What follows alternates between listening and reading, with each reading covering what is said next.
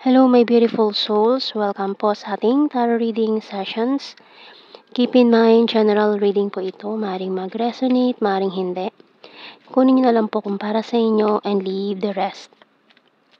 Maaaring mag-shift ng energies or magkabaliktad ang sitwasyon. Kaya kayo na pong bahala kung saan kayo nakalugar sa reading natin. So let's see.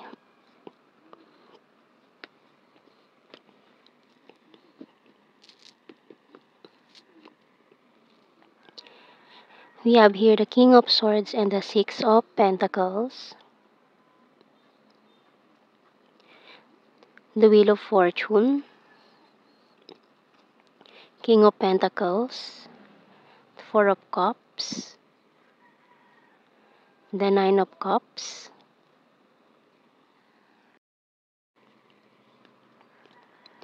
Page of Wands and the Justice card. Bottom card natin is the Fool. So may energies tayo dito ng strong Libra and Aries placements. Kung may mga strong Libra and Aries kayo sa inyong birth chart, maaaring this reading is for you and good news coming in for you with this Page of Wands, Nine of Cups, and the Wheel of Fortune. So, ikaw ang bubuhusan ngayon. So, ikaw ang nakatutok ngayon sa spotlight. Ayan, so, kumbaga, yung mga rejections na natamo mo sa iyong buhay from the past, ay just, parang redirection. Kung saan ka ba talaga, kung ano ba talaga yung right path for you. Lalo na, kailangan mo mag-take ng risk dito sa opportunity na paparating kasi ito yung makakapagbigay sa'yo ng wish fulfillment or yung katuparan sa mga wishes mo.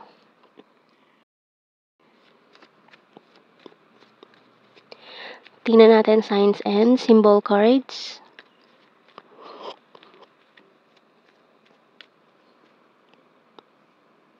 Tingnan mo, money.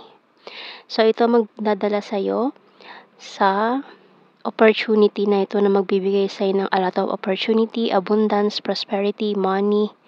Ayan, mag-overflow ang iyong finances. Dahil dito sa iyong gagawin na mag-take ng risk, suungin, subukan, kasi walang mangyayari kung hindi mo susubukan. We have sweet, tree, and music.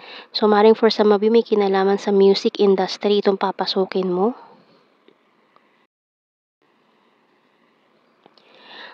Tingnan mo to, waterfalls. So, talaga mag-overflow, ayan, endless waterfalls ang mangyayari dito kung mag-take ka ng risk, susubukan mo itong opportunity paparating sa'yo kasi nasa likod mo ang Wheel of Fortune. Kaya kung pangungunahan ka ng takot this time, kasi inisip mo baka ma-reject ka na naman, so wala mangyayari. Kasi parang natakot ka na sa rejection eh. So, tingnan natin. My intuition, choose you. So, malaki ang part ng intuition mo dito sa pagpili ng mga options or decision making. I want a family with you. Money is important. Working hard for our future. So, maaaring malaki din ang kinalaman nitong taong ito na maaaring gustong pumasok sa buhay mo or yung future partner mo na magiging husband or wife. Maaaring makatulong siya sa'yo in this kind of establishment na gagawin mo, itatayo mo or business. I'm strong and independent. Letting you go, walking away. Honesty is the best policy. Moving forward. Can't decide. So, marami pa sa inyo undecided.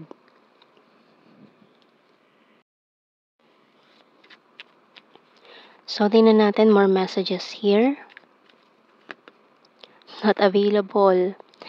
So itong taong ito is parang hindi pa siya makapasok sa buhay mo kasi one of you are in a relationship right now or hindi available, busy, ganyan.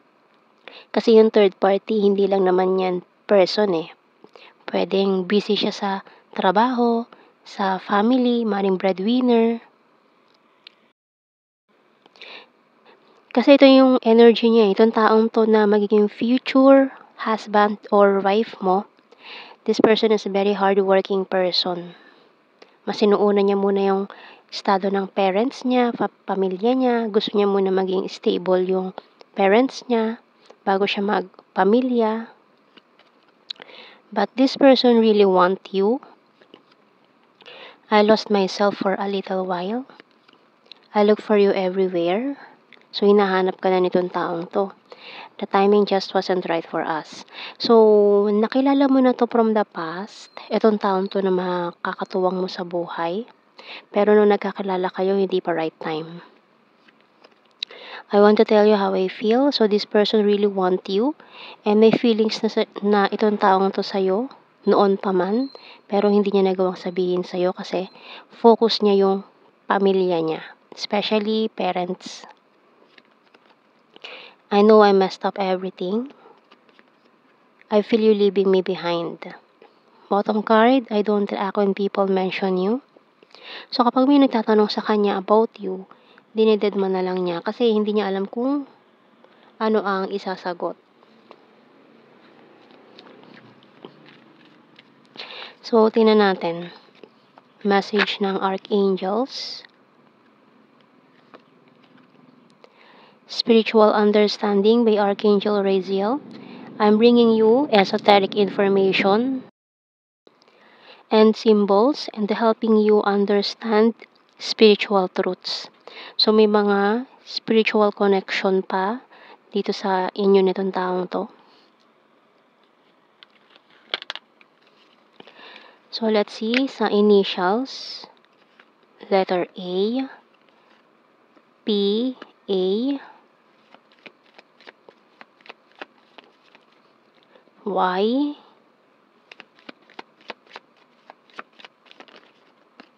J,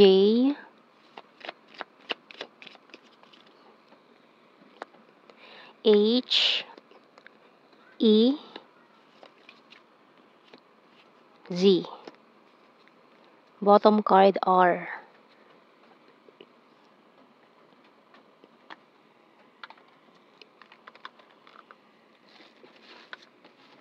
Maring soulmates. Manifestation. So, minamanifest ka nitong taong to. Acceptance.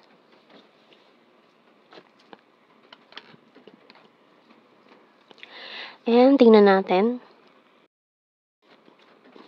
General signs and messages tayo. Sexy body. April. Quiet person. Pisces. North PH. June. National Capital Region. Green-minded. Rainy season. 7. City. Number 1.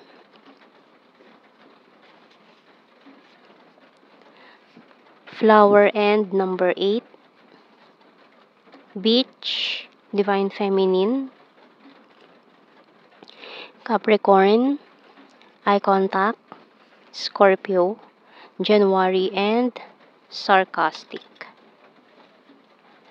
So, yan ang ating reading. Thank you for watching. Take care and God bless.